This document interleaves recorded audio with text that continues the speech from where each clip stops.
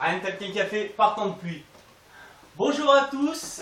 Alors, aujourd'hui, sur ma chaîne, voici ma deuxième vidéo, car j'avais fait précédemment une vidéo sur le Fama 556 modèle F1 de chez Marui. Aujourd'hui, je vais vous présenter en plusieurs vidéos, parce que j'ai que 10 minutes de filmer à chaque fois.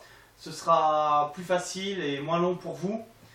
Et pour moi aussi, ce sera moins long.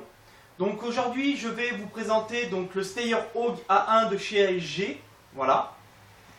Premièrement, première vidéo, déjà je vais faire la présentation donc, historique du Steyr Hawk, présenter un peu son extérieur, et pour l'instant je vais m'arrêter là sur le Steyr Hawk. La prochaine vidéo sera diffusée avant la fin de la semaine normalement. Je parlerai un peu plus de ses particularités, etc. Là je vais vous faire une présentation détaillée et en gros aussi de la réplique. Voilà. Donc, aujourd'hui, petite histoire pour le Steyr Hawk A1 de chez ASG. Donc, c'est une arme autrichienne créée en 1978 par la firme que vous voyez ici, sûrement, Steyr Mannlicher. Donc, cette firme a créé le Steyr Hawk A1, le Steyr Hawk A2 et le Steyr Hawk A3. Donc, aujourd'hui, on se concentre sur le Steyr Hawk A1 que vous voyez là.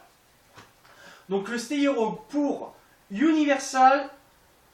Army Universal Giver.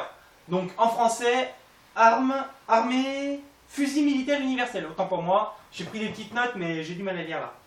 Donc c'est un fusil d'assaut de l'armée autrichienne, elle a été créée en Autriche, et de conception bullpup, d'un calibre de 5,56 autant. Voilà. Donc je vais vous expliquer le fonctionnement d'une réplique et d'une arme de type bullpup. Donc la conception bullpup permet d'avoir une arme d'encombrement réduit sans sacrifier la taille du canon. Voilà, pour faire court. Et on a le système d'armement, donc tout système d'éjection des cartouches et tout, qui est situé à l'arrière de la détente. Voilà, qui permet d'avoir un encombrement réduit. La particularité du Steyr Hawk A1, c'est que ce n'est pas à la base un simple fusil d'assaut, mais un véritable système d'armes qui permet, entre autres, grâce à un kit à l'avant, de changer complètement sa conception et de passer d'une arme à une autre. Voilà, tout simplement en enlevant le canon, donc tout en enlevant, donc à partir de là, la poignée, tout ça, et d'en remettre un autre. Voilà, sa conception, donc comme je vous le disais, donc sa conception bullpup lui permet d'avoir un encombrement de taille réduite sans sacrifier la taille du canon, comme ses homologues le FAMAS, le TAR 21 ou TAVOR 21, le SAR 21, qu'on voit beaucoup dans le jeu Battlefield 4, ou alors le dernier, le LA 85 ou le SA 85 ou bien d'autres armes en type bullpup. Voilà. Donc ça c'était pour la petite histoire. Maintenant on va passer sur la réplique en elle-même. Donc comme vous le voyez, donc aujourd'hui nous allons parler de la réplique Steyr Hawk A1 de chez ASG. Donc c'est une réplique donc, de marque ASG, d'où son, comme je vous l'ai dit. Donc c'est une réplique de type bullpup qui fait de longueur, excusez-moi je vais chercher, qui est d'une longueur de 805 mm avec une longueur de canon de 509 mm. Son poids tourne aux alentours de 3,370 kg. Elle a une puissance de 330-350 fps qui est largement bon dans les parties d'airsoft et dans les associations, qui débloque une énergie de 1 joule. Donc le modèle, c'est un modèle A1. Voilà. Son prix est autour de 200 €, qui est plutôt abordable, je trouve, pour une réplique neuve, dans les magasins, bien sûr. Sa matière est faite d'ABS métal, voilà, donc ABS ici, de plutôt bonne qualité, j'ai pas à m'en plaindre. De métal, voilà, donc tout ce qui est là, donc la lunette intégrée, le corps de la réplique et le canon externe. Et quelques pièces internes sûrement qui sont en métal, voilà. Quoi dire d'autre, c'est une réplique ambidextre, donc qui s'adapte autant au droitier qu'au gaucher.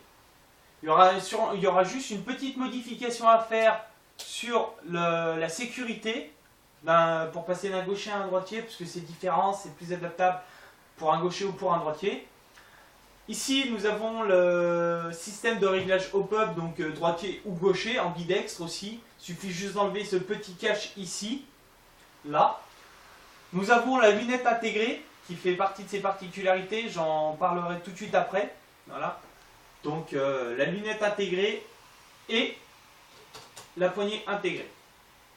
Donc, rapide topo, ça c'est fait. Ensuite, je vais vous présenter donc la réplique en elle-même. Donc là, parce que là, je vous ai parlé un peu de l'arme en elle-même. La réplique est sensiblement pareille.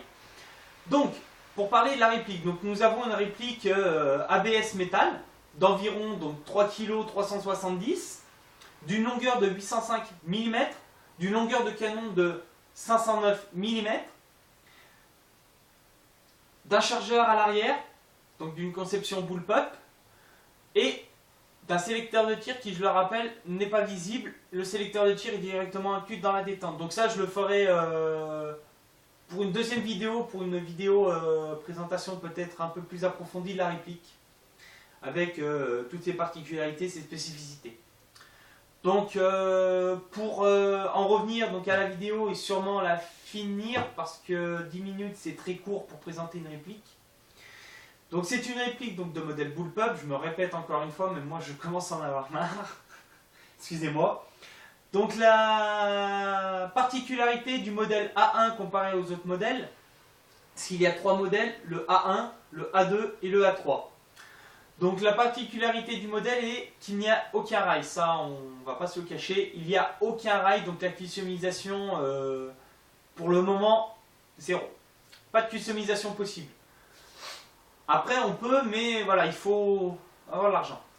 Donc, ces particularités, donc déjà pas de rail, mais en contrepartie, ils ont quand même mis une lunette de visée intégrée, donc qui a un grossissement de 1,5 réglable, d'un petit guide pour les tirs à courte portée, et on va dire moyenne portée à partir de longue portée, ça c'est très utile. Et d'une poignée inclinable et rabattable, donc en 3 parties, donc comme ça sous le canon, ici à moitié rabattable, et ensuite complètement rabattu. En autre particularité, donc comme je vous ai dit, donc le sélecteur de tir qui n'existe pas réellement, il est inclus dans la détente, donc il faut pour cela incliner légèrement pour tirer en semi et complètement pour tirer en full auto. Voilà. Là le système de sécurité, donc je vous expliquerai dans la deuxième vidéo avec les petites, ce sera pour les petites choses, tu vois, vous voyez, ici et là à faire. Ensuite, donc le chargeur à l'arrière, voilà. Spécifique Steyr Oga 1, donc autant un avantage qu'un inconvénient, je vous l'expliquerai dans la prochaine vidéo. Qui sera sûrement en ligne peut-être demain, après-demain, ou plus tard, après-demain. Donc voilà. Sur ce, ben, pour l'instant, cette première partie de vidéo est finie. Donc j'espère que cette première présentation, cette première vidéo sur 3 vous aura plu. Si c'est le cas, n'hésitez pas à mettre des pouces pour me dire si ça vous a plu. Si c'est le cas aussi, mettez-moi des commentaires pour m'aider et me poser des questions. Je serai heureux d'y répondre tant que je connais la réponse. Et je vous invite tous à aller voir ma deuxième vidéo qui sortira prochainement. Voilà. Je vous dis bonne journée, bonne soirée, où que vous soyez, qui que vous soyez. Et puis, ben, je vous donne rendez-vous à la deuxième vidéo. Allez, ciao, bye bye.